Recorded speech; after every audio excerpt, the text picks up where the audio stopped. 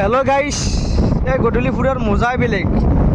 এতিয়া গধূলি হৈছে, গধূলি ফুৰিব লাগে, কিন্তু গধূলি ফুৰিলে মজা বেলেগ দেই।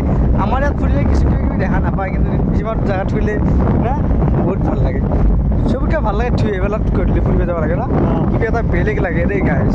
এই চাৰ গাইছ, আপি চাপি দেখা পোৱা যায়, ভাল লাগে। এই আপি যাবে দেই, আমাৰ এটা সেনেকুৱা নাই। আমাৰ কিন্তু আপি চাপি দিলে ঠাণ্ডা নাই, গম পাইছে না। আমাক লাগে ছাকচেছ, হয়নে নহয়, সফলতা বিচাৰি আছোঁ। এই বাবুত মোৰ বিয়া ইচ্ছা কৰিছে নেকি? হা এয়া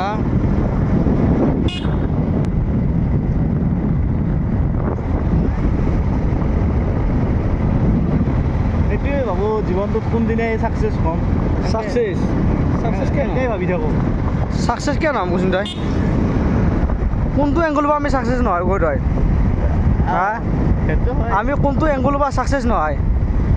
বৰ্তমান আছোঁ ছাকচেছ হৈ, হয়নে? কিন্তু যদি ৰাইজে আৰু ছাপোৰ্ট কৰে আৰু আমি হেৰি কৰিব পাৰিম। মেইন কথা আপোনালোকে ছাপোৰ্ট কৰিব লাগিব, ছাপোৰ্টটো মেইন বস্তু। আৰু গাইছ, মানুহক ইমান বিশ্বাস নকৰিবা দেই, এদিনত কাকো বিশ্বাস নকৰিবা, গম পাইছেনে গাইছ?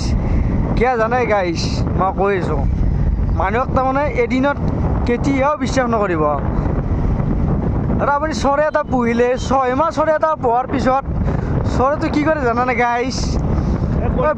কণীটো বেলেগৰ তাতে পাৰি থৈ আহে। 6 মাহ পোহাৰ পিছত যেতিয়া চৰাই এটাই কণীটো বেলেগৰ তাত পাৰি থৈ আহে, চালা আৰু মানুহক এদিনত বিশ্বাস কৰিবা